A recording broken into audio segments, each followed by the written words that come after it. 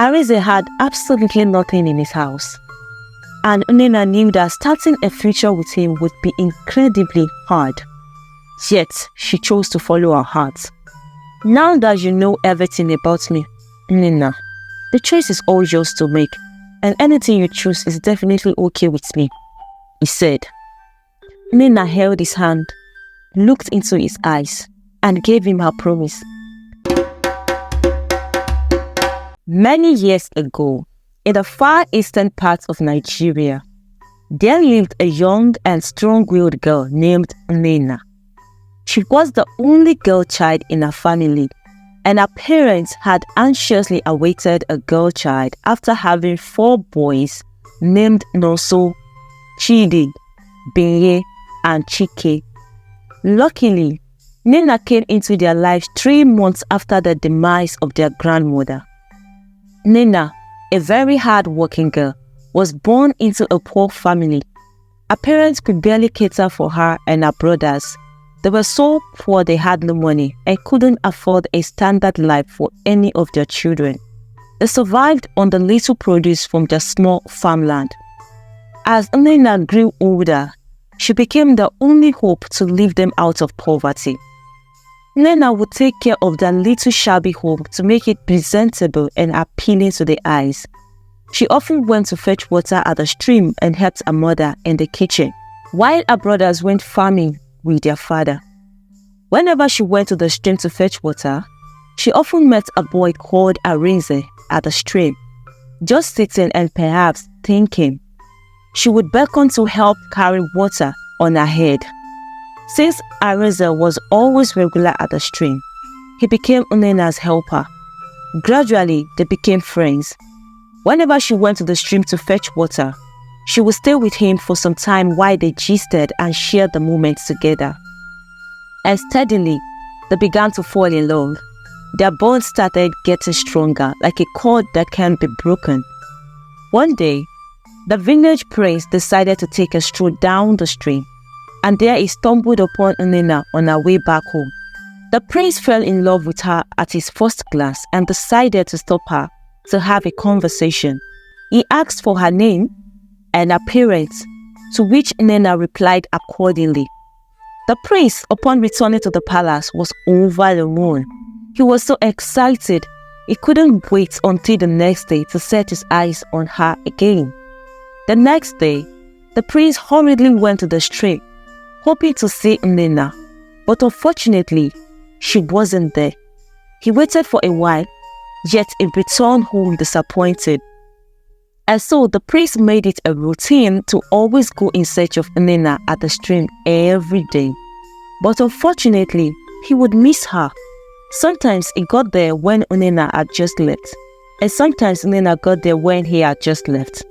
Their paths often missed, but Nnenna never missed the right timing to catch up with Ariza.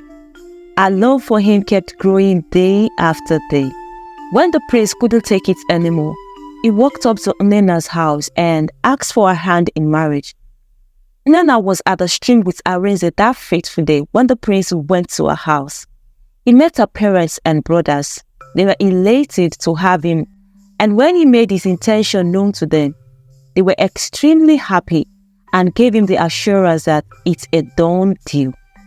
That evening, when Nnenna returned home to the news of Prince's marital intention towards her, she became furious and refused vehemently. Her family tried to persuade her to marry the prince, giving her numerous reasons why she should, but she refused. They told her she would be the queen of the whole village, and that would make their family royal in-laws, changing their financial status and their status in the village. Unfortunately, she refused. Her parents were torn at her refusal and could only wonder why any sensible girl would reject the prince. As days went by, they continued persuading her, but she never gave in to their plea. Her father even threatened to disown her if she refused to marry the prince, but Nnenna was hell-bent on her decision. She refused to succumb to their pressure. Her brothers, disturbed by her stubbornness, decided to make some findings about why she had refused the prince. One of them suggested they start trailing her anywhere she went to, just to see if she had a friend fueling her decision. One fateful evening, Chike, one of Nnenna's brothers, trailed her to the stream, where he met her with a poor orphan. He was shocked that his sister would ignore a priest for a poor orphan. Nnenna, is it because of this that you refuse the priest? This poor thing? This is unbelievable. Papa and Mama must hear this. Chike shouted and ran back home. Upon getting home, Chike revealed everything he saw at the stream to the whole family. They became very angry at her and waited anxiously for her arrival. When Nnenna got back home, she was welcomed with an unexpected family meeting. Her furious mother started a dramatic scene, going back and forth, shaking her body in demonstration of her anger towards Nnenna. Suddenly, she fell down on the floor and started crying and screaming on top of her voice. Nnenna! She said, weeping profusely. Nnenna has finally finished me. No, you have finally shamed this family, she said. She stood up again, shaking her legs uncontrollably, and she continued her lamentation. Nnenna, why have you chosen to disgrace me? Why have you chosen to put this family into shame? Yes, out of all the reasonable men in this village, you couldn't find any one of them to date. But the poor and good-for-nothing orphan with no future. Hey, is that who you want to marry? Over my dead body, will I allow you to marry him? Nnenna stood in amazement, watching her dramatic mother as she continued her drama. She went closer to Nnenna, touching her hand gently, and she said, Nnenna, my only daughter, I want the best for you. Your family knows what is best for you. We can't lead you astray now. The prince is the best man for you to marry. You will enjoy a good life. Be cool. Aren't you tired of this poor life? Une, you want to marry a poor man and continue this life of poverty? Mba, mwam. Oh, my daughter, mba. Marry the prince and bring this family out of poverty. Please, be cool. Nnenna stood in amazement as her family kept shouting at her, displaying all forms of unbelievable behavior. They kept persuading her to marry the prince. Then her father stood up and gave his final words. Nnenna, I can see you are very, very stubborn. But hear me and hear me very well. Henceforth, I don't want to see you anywhere near that poor and good-for-nothing orphan. The next time I hear or see you with him, you will cease to be my daughter. I hope that is clear enough, he said. Nnenna was displeased at her father's verdict. Knowing he was a strict man of his words, she got angry and ran into her room sobbing. Then she began to think about how to survive their pressure on her. She couldn't imagine leaving Ariza for the prince. She knew she loved Ariza with all her heart, and nothing could ever take that love away from her, not even the prince. To stop Nnenna from seeing the poor orphan, they stopped her from going to the stream, while Chike took up the role of fetching water for the house. For several days, Nnenna hadn't been to the stream, and Ariza became worried. He wondered if she was okay at all. Then he decided to go to her house to look out for her. Upon reaching Nnenna's house, he met her mother cooking at the backyard. He greeted her, but she refused to reply. After a few minutes of silence, she shouted at Arinze, telling him to leave her house and her daughter. Screaming at the top of her voice, she said, "Leave my daughter alone. She has nothing to do with you. Over my dead body will I allow you two to have anything to do together anymore. Leave my house, you poor rats." Ariza felt so bad. He turned to take his leave, while Nnenna, who could hear her mother scream, ran outside to the sight of Arinze in her house. "Arinze! Arinze!" she screamed, but Ariza just waved at her and took to his heel. Nnenna felt really disappointed, and for the first time in her life, she talked back at her mother. "Mama, how dare you? Why on earth would you treat him that way? Don't you have a sense of pity or a pinch of compassion within you anymore? But hear this, You won't force me to marry the prince just because of money and fame. I will definitely go for whom my heart chooses, she said and ran into the room sobbing. You will marry the prince and no other man, her mother replied. Nnenna was very angry at the whole situation, and she knew she had to make a plan before her family would ruin her life and relationship. The next day, while on her way to the market with her mother, Nnenna stumbled upon the prince and tried to dodge him. But the prince, who had seen her afar off, ran to her. He was so happy to finally see her again. Nnenna, how are you? I've been longing to see you all this while, he said. So? Didn't you go to my family to tell them you want to marry me? I've heard about your proposal, but hear me and hear me very good. I'm not interested in marrying you. Please, just let me be, she replied. Her mother and the prince were shocked at her response. Her mother hurriedly apologized to the prince and promised to persuade her the more. Upon reaching the palace that evening, the prince was heartbroken. Nnenna's words kept ringing in his ears. That night, he couldn't sleep. Nnenna's thought was all that filled his heart. The next morning, he rushed to his father, the king, and begged him to exert his authority over Nnenna and make her his wife.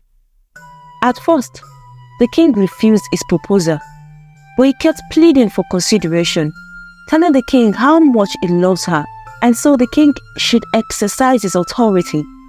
However, the queen, who had been eavesdropping on their conversation, walked in and refused. She begged the king to never approve such a request. You don't have to force or beg people to love you or to marry you, because if you do, you will end up begging them every day to stay in love and stay married to you, the queen said. But I love her with all my heart. My heart is beating for her, the prince replied. The queen moved closer to him and held his hand. My son, love is not by force, but by choice. If you love her and she doesn't love you, then you have to let her go. You will definitely meet someone else who will love you just the way you are. Love shouldn't be one-sided if you want to enjoy your marriage, she said. The prince wasn't happy with the turnout of the whole situation. He went to his room and kept thinking, praying and wishing that Nnenna would marry him. At Nnenna's house that evening, her mother narrated all that transpired in the market between the prince and her daughter to her husband and sons. Nnenna's father was provoked. He could only wonder at her heart of stubbornness. He summoned Nnenna and scolded her even more, but she was unperturbed. Nnenna knew it was high time, so planned a meeting with Ariza. The next day, she sneaked out of the house and ran to the stream, hoping to see her love, but unfortunately, he was nowhere to be found near the stream. She feared something might have happened to him. She went into the village asking people about the poor orphan. After so much search, she met someone who directed her to his house. Upon reaching there, she found Ariza lying on a bare floor. Upon seeing his house and condition, she concluded her parents weren't poor. Ariza was marveled at her presence. He hurriedly stood up and welcomed her. While they were gisting and trying to catch up on the times they've spent apart, she told him how her parents are mounting pressure on her to marry the prince. Ariza, knowing fully well that her parents would support their union, decided to tell her everything about his life. Ariza narrated how he lost his parents to death on the same day. According to his story, his parents had gone to bed one fateful evening, but when morning broke, all his mother's efforts to wake his father were abortive. The shock of losing her dear husband killed his mother the same day. Since then, he had been alone for the past 7 years, facing the tune of fate and catering for himself. He had sold everything his parents had just to sustain himself. Life had been miserable for him without friends or family. Ariza had absolutely nothing in his house, and Nnenna knew that starting a future with him would be incredibly hard. Yet, she chose to follow her heart. Now that you know everything about me, Nnenna, the choice is all yours to make, and anything you choose is definitely okay with me, he said. Nnenna held his hand, looked into his eyes, and gave him her promise. "I promise to love you and stand by you till death," she said. The both confessed their love to each other, and Nnenna returned home. Upon arrival, she saw her father angrily waiting for her. "No, Papa," she greeted him, but got no response. "Where are you coming from, Nnenna? Did I not warn you never to go out of this house again to see that useless poor orphan? How dare you challenge my order? I have seen that you've really grown wings now, and you are above my orders. Today, I disown you. You cease to be my daughter. Pack your belongings and leave this house now before I deal with you," he said angrily. Nnenna's mother tried to persuade her husband, but every attempt fell on deaf ears. He went into her room, packed all her belongings, and threw them out at her. Nnenna was heartbroken. She picked up her belongings and went to Ariza's house. Ariza, upon seeing her with her belongings, was terrified and wondered what had happened. He hurriedly ran towards her and helped her with her bags. She told him her father had disowned her and thrown her out of the house for coming to see him against his initial order. Ariza felt terrible. He was scared and didn't know how he would cater for her when he couldn't even cater for himself. Nnenna could feel the fear in his eyes, but she assured him that everything would be fine. From that day on, they began living together like husband and wife. Their love grew stronger, but poverty made it seem like their love was a curse. Nevertheless, they kept showing up for one another. They did things together, went to the stream and market together. Villagers would gossip about them and call them all sorts of derogatory names. They even nicknamed them the poor lovers, but they never minded their opinions. Many times they slept hungry, and there were days they had nothing to eat at all. They drank water, and sometimes Arinze would go into the bush to hunt for grasshoppers and pluck some fruits. They kept doing this for weeks just to sustain their lives. One day, while they were on their way to the stream, they stumbled upon an old woman who was coming from the stream with a water pot on her head. Suddenly, the woman missed her step and slipped. Ariza and Nnenna hurriedly rushed to her and helped her back on her feet. Nnenna took her water pot from her head and they both helped her back home. The old woman was indebted to them for helping her back home. She begged them to stay while she made food so they could eat with her, as she had no money to pay them for their help. They told her not to bother, but she insisted they must stay and dine with her. Nnenna helped the old woman in the kitchen and they cooked and ate together. The woman told them to feel free to always come to her house, as she would be glad to have them as the children she never had. From that day on, they became very close to the old woman. They ate together and began farming on her land, selling the produce to sustain themselves and the old woman. They shared their stories with the old woman and she had compassion on them. Their bond with her became stronger day after day. One day, Nnenna fell ill. She was so weak and couldn't do anything because of the fever. Ariza made some herbs for her, but her symptoms didn't seem to improve. He was scared and didn't know what to do. So he ran to the old woman to inform her about Nnenna's condition. The old woman called an herbalist to help check up on her, and it was discovered that Nnenna was pregnant. The news of her pregnancy broke their hearts, as they knew they weren't financially buoyant enough to cater for themselves, let alone a baby. But the old woman encouraged them to stay hopeful and hope for the best. After 8 months, Nnenna gave birth to a baby boy. With mixed feelings, they welcomed the baby, but were filled with the fear of the unknown. They were unsure of how to provide a good life for their baby. They kept struggling, and harder, they struggled to survive with their baby. Nnenna never bothered going back to her family to beg for support because she knew she would be mocked and thrown out.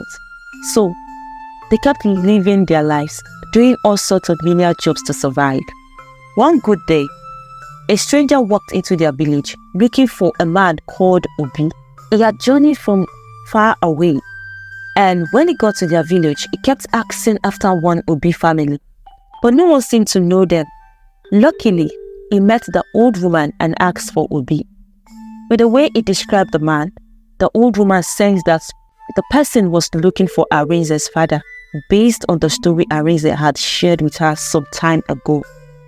The old woman led him to Arinze's house. Upon reaching there, the stranger needed not to ask further questions, as immediately he sighted Ariza, he recognized the resemblance on his face. He already knew Ariza should be Obi's son. The stranger was disheartened when Ariza told him about the tragic deaths of his father and mother. He consoled him and explained the reasons for his visit. The stranger told him he had a business deal with Ariza's father many years ago in his village, and according to the deal, they were to share the return on investment equally. Unfortunately, he had been sick for some years, only getting better a few months ago, and decided to come search for his business partner to give him his share of the profit.